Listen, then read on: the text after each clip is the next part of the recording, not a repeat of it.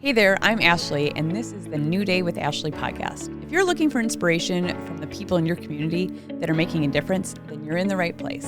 Get ready to be encouraged by the stories of my guests who have taken risks, overcome challenges, and created opportunities. It's time to make the most of your new day.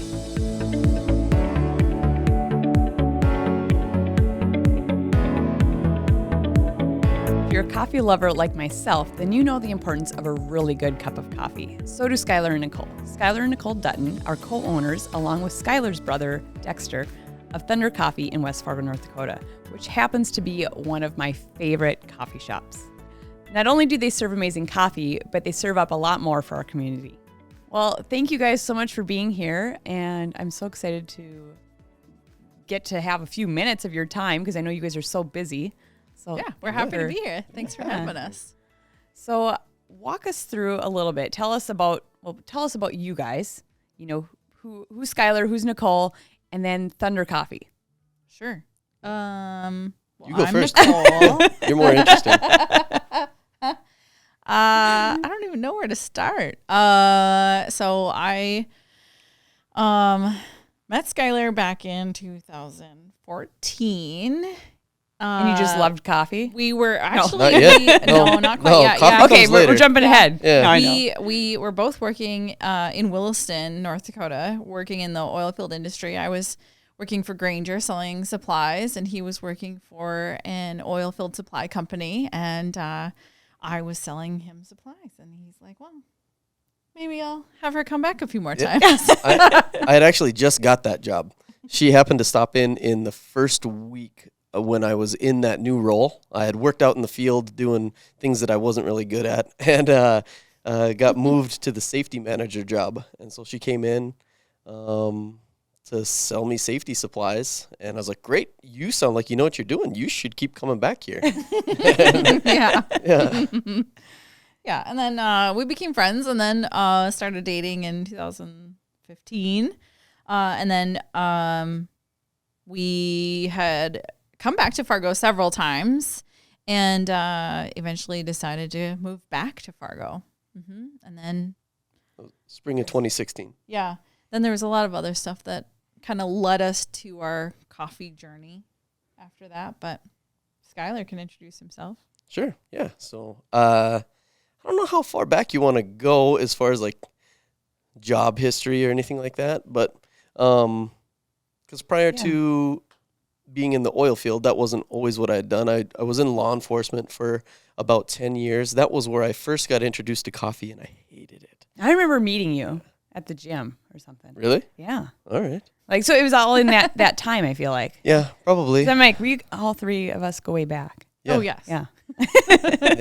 Yeah. Way back. Let's not. Yeah. Yeah. You don't want to. We're still young. You don't want to do you don't want to do that math. It's been a while. And so that was my first like introduction to coffee, really. Other than like the gas station stuff that I would get with my dad at the local Cenex, which was also horrible. And ended up out in Williston. Met Nicole. We came back in 2016, and in 2016. I had done a physique competition. Yeah. If you remember that.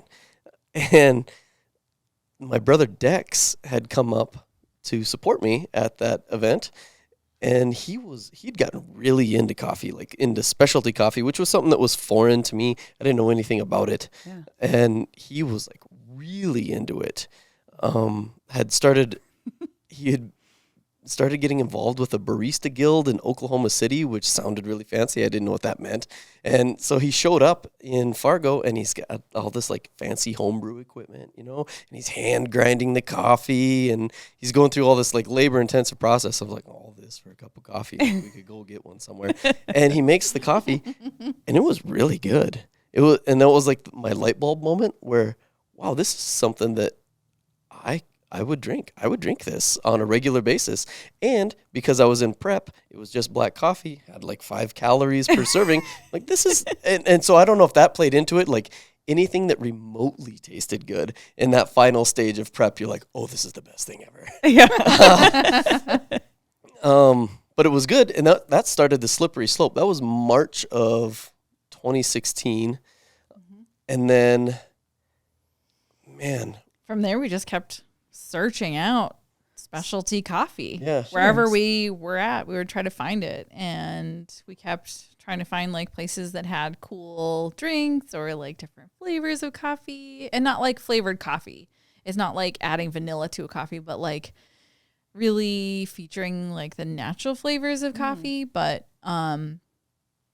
Yeah, like they have not nuttiness or like a cocoa. The tasting notes, right? Yeah.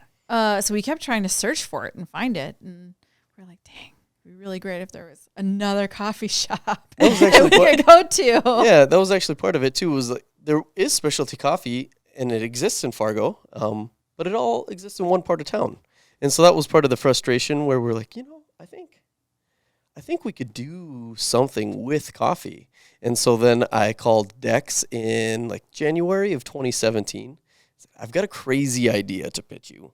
I think we could start our own business and start a coffee shop, but I'm not going to do it without you. So I need you to move up here. And he was currently enrolled in his junior year of college. He says, well, when are you thinking? I'm like, this summer. We could get it going this summer. And he's so don't enroll in your senior year and just come up here. Stop college. Yeah. So that's what he did. Yeah. He was like, heck yeah. Didn't enroll for his senior year. Who wouldn't trust their brother? Right. And your older brother. Yeah. There's a 14-year age gap between he and I. So we didn't really know each other all that well. Hadn't spent a lot of time together. And so he threw everything he could fit into his car and he moved 1,000 miles. Didn't know anybody up here. Yeah. Lived in our basement. Yep. And so are you still working during this time? At that So time that- you were. It plays into the story, right? So it wasn't like I had a nice full-time job and I had this as a daydream that I wanted to do someday. I had some job instability in 2016. 2016 was a rough year. I lost my oil field job. A bunch of us got laid off at the same time. We moved back here. The job I was working at, I actually got fired from. That was a first and a very humbling experience. Wow. I got another job and in a much shorter time frame got fired from that one as well. So was sitting there, and that was actually when I was frustrated, sitting there thinking of like, what else can I do? I was filling out unemployment paperwork. It's like, man, instead of begging somebody else for a job, I think I'm going to try to take it into my own hands. At about the same time that I was doing that, and I'd already pitched Dex, and Dex had already decided he was coming up. I did get offered a position as a safety consultant with another group in the state. And so for the first year when we started, I was balancing both things. I was traveling the state, giving safety presentations, and anytime I wasn't doing that, I was doing coffee stuff. Wow. So lots of challenges even leading up to even getting going, let alone now you're going into a new venture. Have you been a barista before? Never, no. Okay. Neither of us had done anything in coffee. Dex was the had only one. Yeah, he had all the knowledge and all the experience. Sure. Yeah. So, and he's a co-owner. So that's great that you guys did this together. And so now walk us through a little bit about getting the coffee shop going, like Thunder Coffee. Oh, sure. Yeah, so we very first wanted to open a coffee shop. That was the idea I pitched to Dex. And so we'd driven all around town and we're eyeballing places and got really excited. And then we started finding out about how much rent was. And that or the was cost to build. Yeah. So there was sticker shock involved at every level. And then it was like, wow, did you know coffee equipment costs so much? And and so we had to pivot right away. And I was listening to another podcast where they talked about this concept of starting small versus starting big. And so it gave me an idea. I pulled over, I called Dex, and I said, hey, still going to do this, but let's start small, and let's start with a mobile cart. And let's just, we'll only serve what we can afford for equipment. So he brought up some of the equipment. We bought some of it secondhand, most of it secondhand, all of it secondhand. From another coffee shop in town. Yeah. Okay. We bought used equipment or refurbished equipment. And then we got going. He moved up here in May. We served our first cup in July. I think July 7th. Yep. Was the date. So it all happened pretty fast. And with this little tiny cart, we had 3 menu items. We could make a hot pour over. We could do cold brew, or we could do an iced latte. So and that's how we got going. Wow. That is like, and I know I had a cup of coffee early on too, because I remember the mobile. Oh, yeah. And you guys still do that. We do. I did it this morning. You did. So, but you saw like an opportunity. Yeah. So you guys went after it, even though there are all these risks. And so now you have this amazing coffee shop in West Fargo and a second location coming. Yeah. We built out the West Fargo shop in 2019. We finished that one in October was when we opened. And then, we've been running that. And it's been all roses. Oh, and COVID made everything perfect and very profitable. Yeah. but we made through it. Now we're opening up a second location. Well, and not even just that. So we opened October 2019, and then COVID happened, and we knew that we needed a pivot. We needed to be able to sell a product that wasn't based on people coming into the shop. So that's when we decided we would add the roastery. Roasting was in the plan, in the business 5 years plan, later. but it was not supposed to be for a long time. Yeah. So we just accelerated it, added a couple things fell into place really well, and we were able to add that, and Dex has always wanted to do that. That's awesome. So he was the guy. I told him, I'll support it. I will do everything I can to support you in this role, but I don't want to roast the coffee. I don't want to learn anything about it. So He's the roaster. he's the roaster. is, I don't even know how to turn the thing on. We moved it in, got it all set up, and he's been running with it. He's doing a really good job. Yeah. So we added that in 2020, made it through road construction in 2021, and here we are in 2022. Because you guys are right off of Cheyenne there. Yeah. Yes. Yeah, it was. And Cheyenne was torn up all of last year. And so, for people that maybe haven't been in your coffee shop, and you guys are more than just a coffee shop too. Try to be. I mean, the community, you guys do so many different, great things. Can you tell us a little bit about like who is Thunder Coffee too? Yeah. Well, we do try to help out the community quite a bit. We feel like, our original mission was not just to serve coffee and make money. It was to create a community around coffee, to be of service to people and help others where we can. And so that's definitely been a big area where we focus. Yeah. We've always been service focused. We want to create a great experience, and part of that experience is the environment. So we want to be welcoming and inviting, and then instead of just being a coffee shop, we wanted to be more. We want to be able to do things in our community or support other nonprofits or support other small businesses. Because we were in that spot where we didn't have a place to operate out of for a little while, and we had other businesses that helped support us and let us brew our coffee there. Or they'd give us advice, or they'd like cheer us up when we had bad days, all of those things. So keep brewing. Yeah. So we want to continue to do those things for other businesses and be a place that nonprofits can gather and help spread awareness for their causes. And so we've just gotten involved in a lot of other things. Which I think is really cool. Oh, thanks. And it's like really inspiring. And I think, you guys have such a cool story of like, trudging through life and then finding this niche and this passion and then like really like, bringing the community and involving them. But, also like just overcoming like all these challenges. So do you guys have like a piece of advice or encouragement for someone else? I'm calling it, make the most of your new day. So like, what's something that you could like encourage someone else?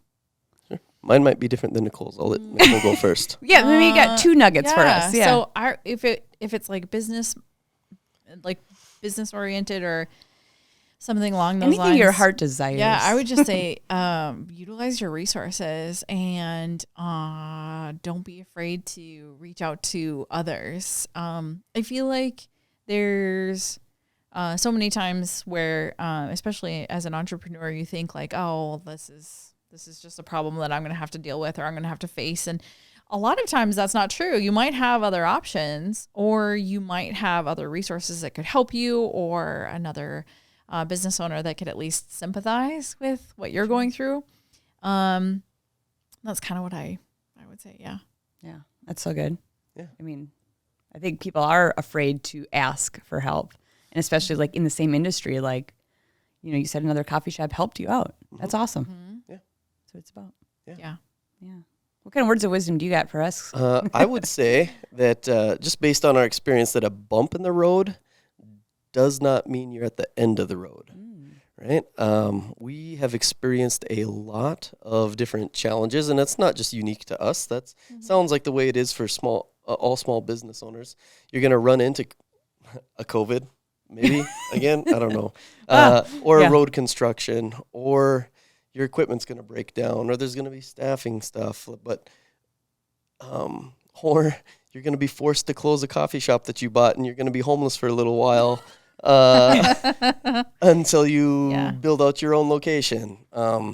There's just going to be different ways that you're going to have to pivot, and just know that, I mean, you got into entrepreneurship, or it's appealing to you because it's a flexible job, right? That's kind of why people want to do it, because I'm going to work for myself. I'm going to do what I want to do. Just know that a good amount of pivoting is going to come with it, right? You just have to be able to go with the flow and not be deterred by the bumps. Just know that it's set you on a different path. Right. Right. And sometimes those bumps, even though like you might think that it's a negative, in the long run, it can be a positive. It just depends on how things roll. So, and having perspective, taking yourself out there and looking at the big overview of. Yes. Yeah, it helps to talk to other entrepreneurs too, and just understand that you're not the only one that has problems or makes mistakes. Because That's all refreshing. do. Yes. Well, because you will end up spending. Your small business ends up being all-consuming. It just does, and you don't get a chance to come up for air a lot. Or even socialize with other people, it seems like. And so it is refreshing to get together with other small business owners and hear there is a lot of shared experience, because in that moment when you're in it, you're going to feel like you're the only person going through this, and nobody else can really relate to what's going on, because your friends that work a 9 to 5 probably won't relate a lot, but other small business owners will. Right. No, surrounding yourself with those same people. Yeah. So, well, thank you guys so much. How do we get a good cup of coffee? Where do we find you? Or get some beans for at home? Sure. Well, our website is thunder.coffee. Super easy. And you can order beans from the website there. You can also stop by the coffee shop, which is in West Fargo, 300 Cheyenne Street, just south of Main Avenue. And then we will be in the new Drecker Brewhalla building later this year. Awesome. Well, thank you guys so much for taking time out of your super busy days and being on the podcast. So, absolutely. And thank you for all the wisdom that you have shared. And I really appreciate you guys. Was that wisdom? I'm considering it wisdom. All right. I'll take it. Thank you. Thanks, Ashley. Yeah, thank you. Wow, what a great episode. Thank you so much for joining me for New Day with Ashley. And remember to make the most of your new day.